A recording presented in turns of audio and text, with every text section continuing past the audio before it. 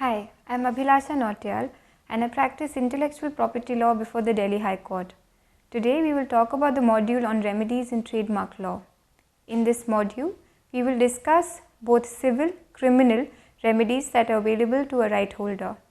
In addition to these, we will also briefly touch on border enforcement mechanisms that are available to a right holder. We will now start with civil remedies that are available to a right holder. Section 135 of the Trademarks Act lists down the kind of remedies that are available. It first talks of an injunction. The second remedy is damages. Third is accounts of profit. Fourth is delivery up. In addition to these reliefs, Section 135 talks of ex parte injunctions or other interlocutory orders for three reliefs. These reliefs include discovery of documents, search and seizure preservation orders, and restraining the defendant from disposing of assets. Now, these three interim reliefs also have unique names. The first, discovery of documents, is also known as a Norwick Pharmacal order in certain cases, especially when discovery is sought from parties that are actually not pleaded in the suit. The second interim relief for preservation and search and seizure orders are known as ante-pillar orders. And the third interim relief, which talks of freezing the defendant's assets, are known as Mariva injunctions.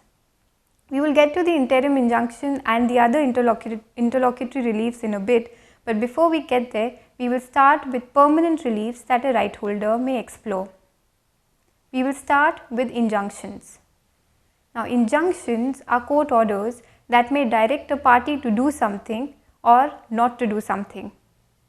An order that directs a party not to do something is known as a prohibitory injunction, and an order that directs a party to do something is known as a mandatory injunction.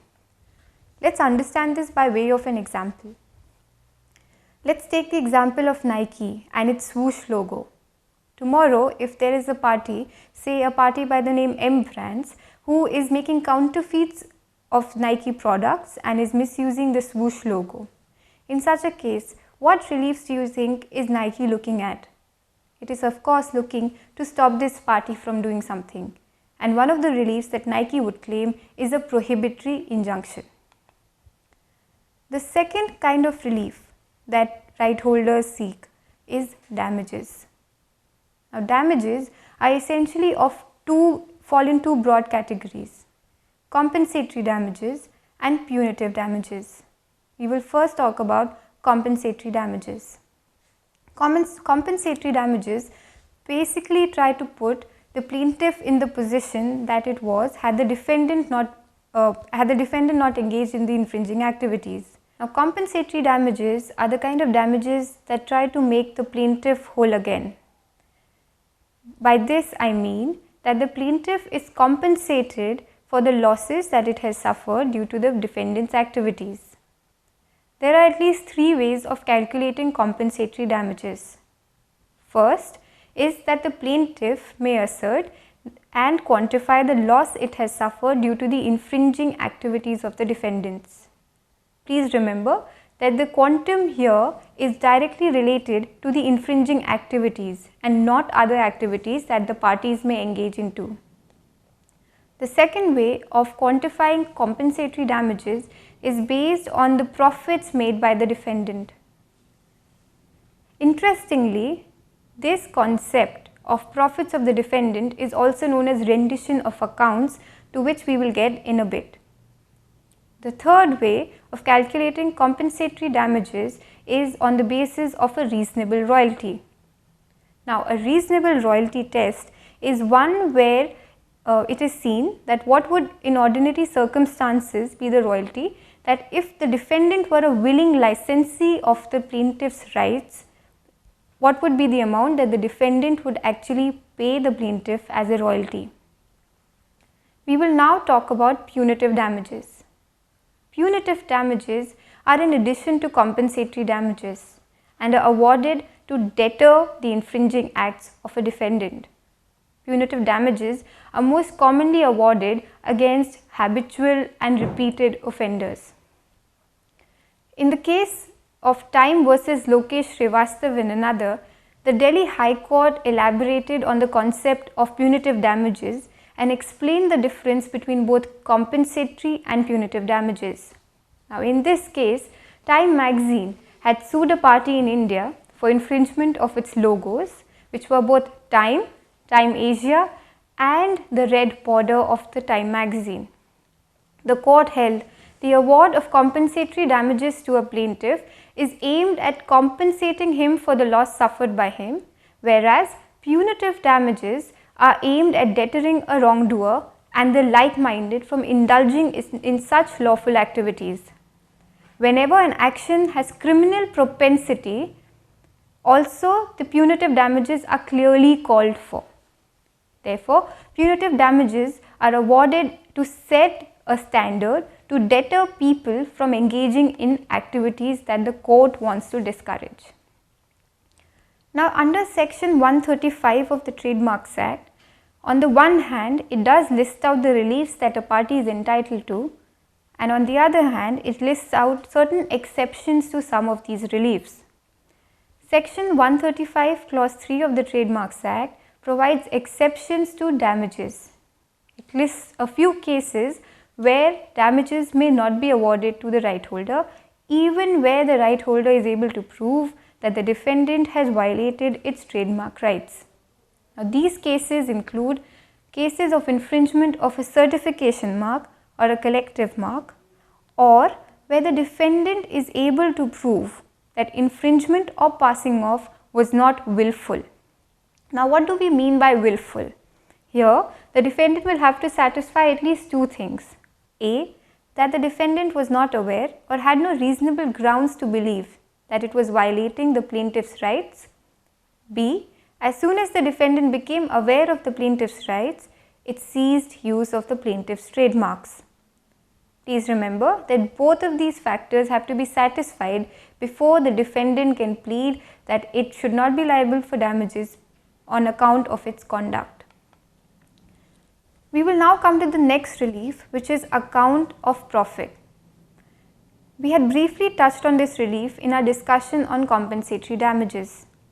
You may recall that compensatory damages try to make the plaintiff whole, and we discussed at least three ways of doing that. First was plaintiff's losses suffered due to the acts of the defendant. We also discussed a reasonable royalty model, and the third factor that we discussed was the profits of the defendant. Accounts of profit refers to the last factor. When a defendant is violating the plaintiff's trademark, it generates revenue by such use, and it is believed that the revenue generated by the defendant from its infringing activities is actually attributable to the plaintiff, and hence the plaintiff is entitled to the accounts of profits of the defendant, which the defendant should produce, and the plaintiff may recover the same. In certain cases, at least in the Trademarks Act, you would have noticed the word or between the reliefs, damages and accounts of profits. A plaintiff has to elect between these two reliefs. The reason for this election is that most commonly there would be a complete overlap between the plaintiff's losses and the defendant's profits. Because there is a complete overlap, a plaintiff should not be entitled to recover twice the amount than what it is actually entitled to, hence the election. However, it may be noted that in some cases there may not be a complete overlap.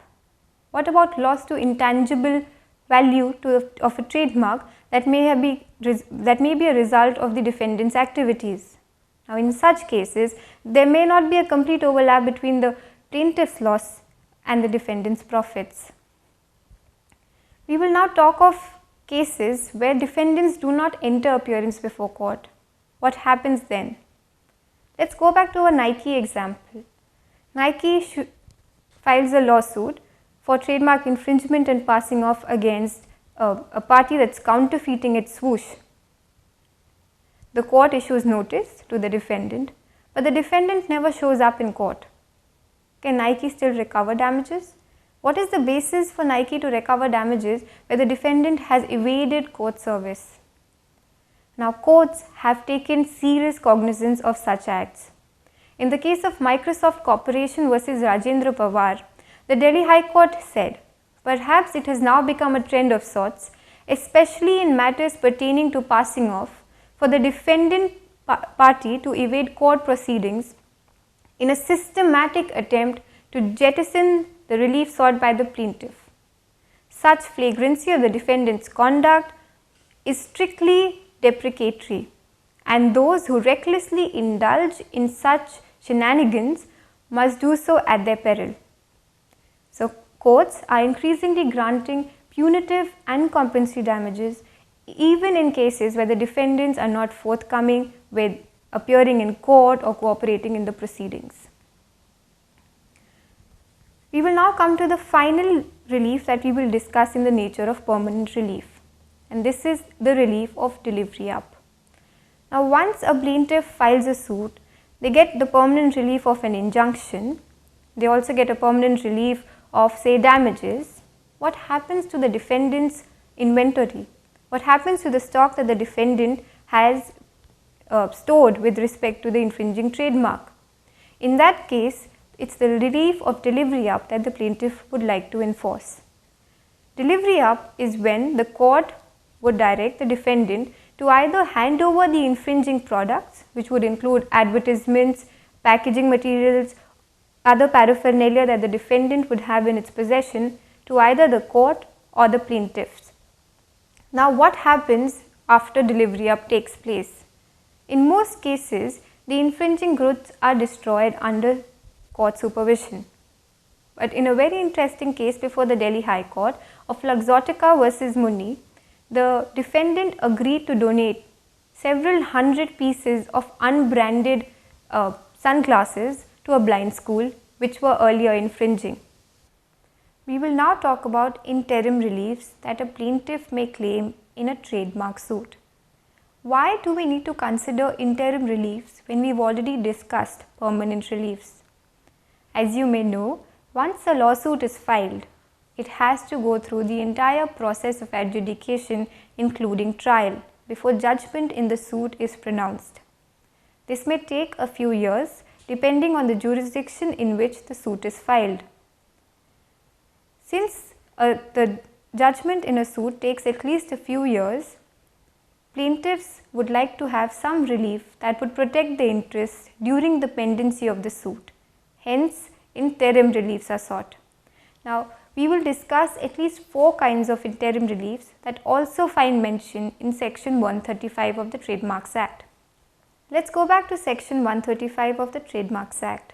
You would recall we spoke about ex parte injunctions or any interlocutory order for discovery of documents, preservation of infringing goods, documents or other evidence which are related to the subject matter of the suit, restraining the defendant from disposing of or dealing with his assets in a manner which may adversely affect the plaintiff's ability to recover damages, costs or other pecuniary remedies which may be finally awarded to the plaintiff.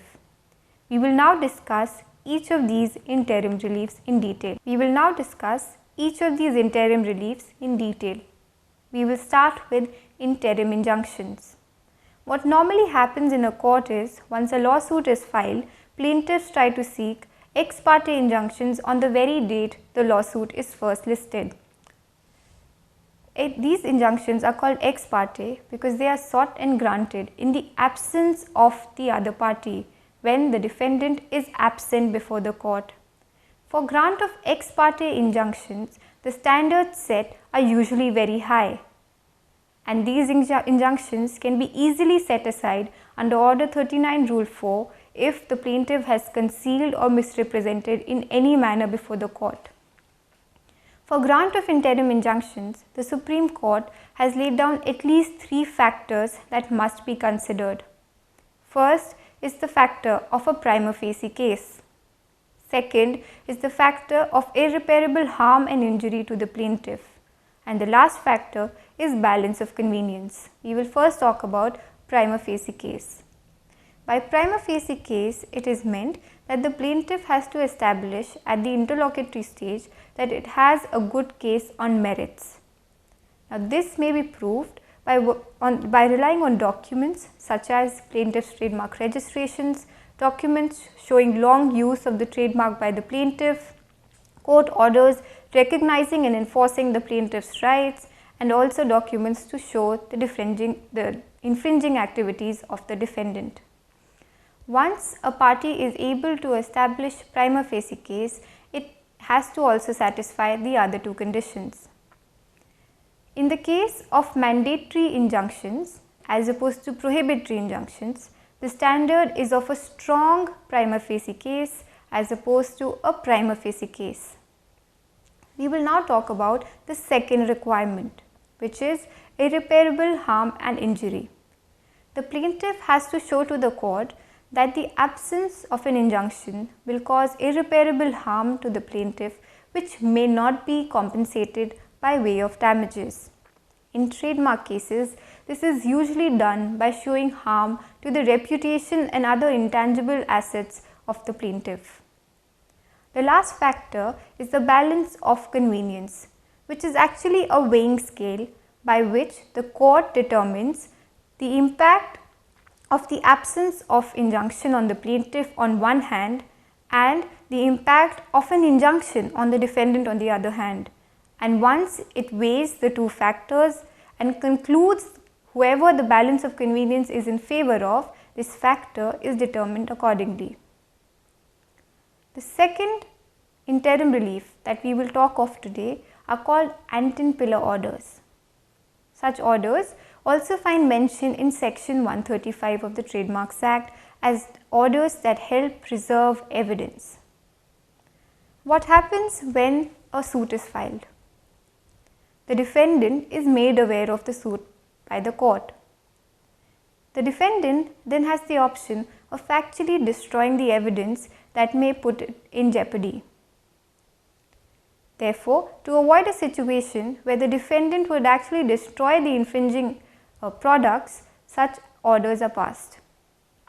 These orders derive their name from an old English case called the ante-pillar case. Under the Indian statute, the Code of Civil Procedure under Order 26 provides for mechanisms by which a local commissioner may be appointed to visit the defendant's premises and inspect what goods or services the defendant is offering there. In practice, a local commissioner is appointed who visits the defendant's premises and makes a noting of everything that is present at the defendant's compound. Once such noting is made, the local commissioner is usually empowered to take photographs, to record proceedings in other ways as well. Practically, once the local commissioner makes his report, the goods are handed back to the defendant on superdari, which means that the defendant cannot dispose of those goods and is simply a custodian of the goods that were seized by the local commissioner. The defendant is duty bound to produce those goods as and when directed by the court.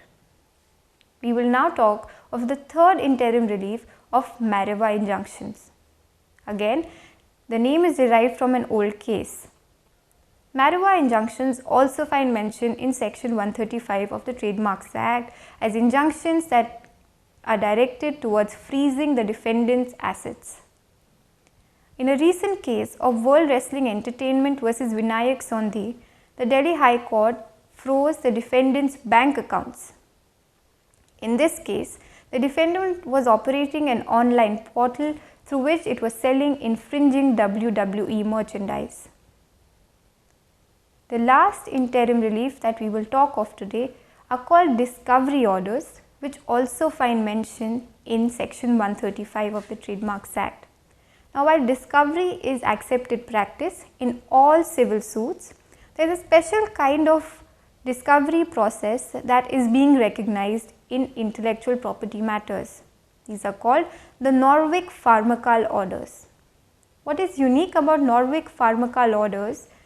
Now, these orders are especially helpful when information that would help the plaintiff establish infringement are not within its reach. For example, records of the customs. We have now concluded the section on civil remedies. We will now talk about criminal remedies. But before we proceed with criminal remedies in the Trademarks Act, let us understand the meaning of a few key terms. The first term defined in the Trademarks Act, which is of relevance here, is the meaning of applying a trademark. Section 101 of the Trademarks Act defines what is the meaning of applying a mark or trade description to goods or services. This section provides that applying a mark means applying it to goods themselves or use it in relation to services, or applying to any package of the goods, or placing, enclosing or annexing any goods which are sold, exposed for sale or had in possession for sale or for any purpose of trade or manufacture with any package or other thing to which a trademark or trade description has been applied.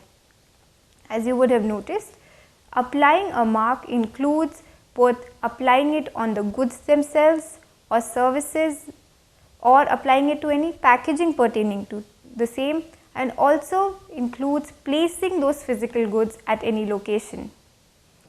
This also includes use of a trademark or trade description in any manner that will reasonably cause people to believe that those specific goods or services are sold under that trademark. It also includes relation to the goods or services, a trademark or trade description, sign, advertisement, catalogue which is delivered to a person pursuant to a request or order made by reference to the trademark or trade description in question. A trademark or trade description is also deemed to be applied to goods when it is actually physically woven in, impressed on or otherwise worked on or annexed to the goods or products or their packages. The second meaning that we need to understand is falsification of a trademark. Under section 102 of the Trademarks Act, it is described when a person is deemed to falsify a trademark, and this includes when a person without the assent of the proprietor of the trademark makes the trademark or a deceptively similar mark. Secondly, when a person falsifies any genuine trademark by altering it, adding or otherwise. A person is also deemed to falsely apply a trademark when such person without the consent of the proprietor of the trademark applies such trademark or a deceptively similar mark to goods or services or any package containing goods, and uses any package bearing a mark which is identical or deceptively similar to the trademark of the proprietor for the purpose of packing, filling, wrapping goods or services other than those which are genuine products of the proprietor. Prosecution for falsifying a trademark or false application of a trademark, the burden of proving that the accused had consent of the proprietor lies on the accused. We will now talk about the offences that are provided in the Trademarks Act. Section 103 of the Trademarks Act makes the following acts punishable. First, falsification of a trademark. Second, falsely applying to goods or services any trademark. Making, disposing of or having in possession any die, block, machine, etc. being used for falsifying a trademark. Applying any false trade description to goods or services. Applying to any goods or services any indication in violation of section 139 of the Trademarks Act. Tampering with, altering or removing an indication of origin which has been directed under section 139 of the Trademarks Act, and causing any of these acts to be done. Unless one proves that he or she acted without intent to defraud, punishment for these acts is a term which shall be not less than 6 months and which may be extended to 3 years, and with a fine which may not be less than 50,000 rupees but which may extend to rupees 2 lakhs. The court may, for adequate and special reasons that it has to mention in its judgment, impose a sentence of imprisonment for a term less than 6 months or a fine less than 50,000 rupees. There are certain exceptions to this penal provision. Those exceptions are provided in section 112 of the Trademarks Act. When a person accused of an offence under section 103 proves that in the ordinary course of his business, he is employed on behalf of other persons to apply trademarks or trade descriptions to make dies, blocks, and that in the case which is the subject of the charge, he was so employed, he was not interested in the goods or other things by way of profit or commission dependent on the sale of such goods, and that having all reasonable precautions against committing the offence charged, he had at the time of commission of the alleged offence no reason to suspect genuineness of the trademark or trade description, and that on demand made by or on behalf of the prosecutor, he gave all information in his power with respect to the persons on whose behalf the trademark or trade description was applied. Such person shall be acquitted. So, to get an acquittal for an offence under section 112, the accused will have to prove 4 things. First, that in the ordinary course of business, he was employed by someone for doing the infringing act. Second, he had no interest in the sale of those goods. Third, he had no reasonable reason to believe that the acts were infringing. And fourth, that he has fully cooperated with the prosecutor and provided all information about the person on whose instructions he had committed those acts. We will now cover the second penal provision in the Trademarks Act, which provides for penalty for selling goods or providing services to which false trademark or false trade description is applied. You may recall that section 103 dealt with actually falsifying trademarks or falsely applying trademarks, while section 104 deals with penalty for selling or providing services to which false trademarks or trade descriptions are applied. Under section 104, a person who sells, lets or hires any infringing goods is liable for infringing the same, unless such person can prove that he had no reason to suspect the genuineness of the trademark or trade description, or he gave all information in his power with respect to the person from whom he obtained such goods or services, or that he had otherwise acted innocently.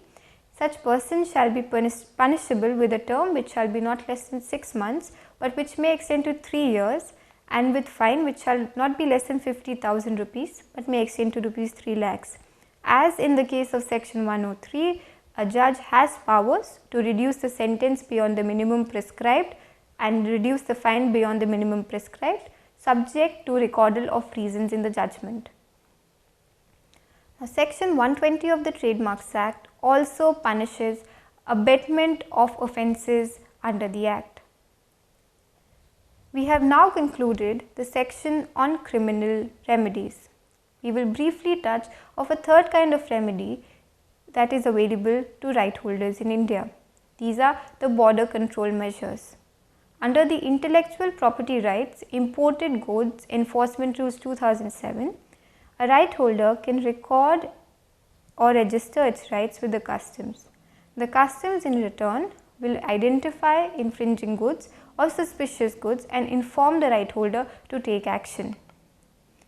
We will now summarize the module for today. We started with civil remedies that are available to a right holder.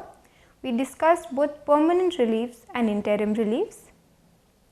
In permanent reliefs, we discussed injunctions, damages, accounts of profit, delivery up.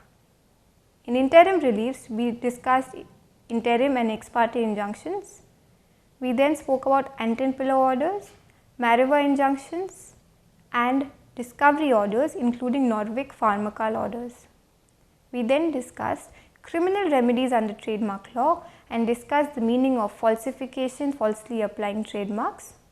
We then discussed provisions of Section 103, Section 104 of the Trademarks Act, and whether abetment of infringing acts is also liable in India. And we concluded with a brief discussion on border enforcement mechanisms that a plaintiff may use to enforce its trademark rights in India. Thank you.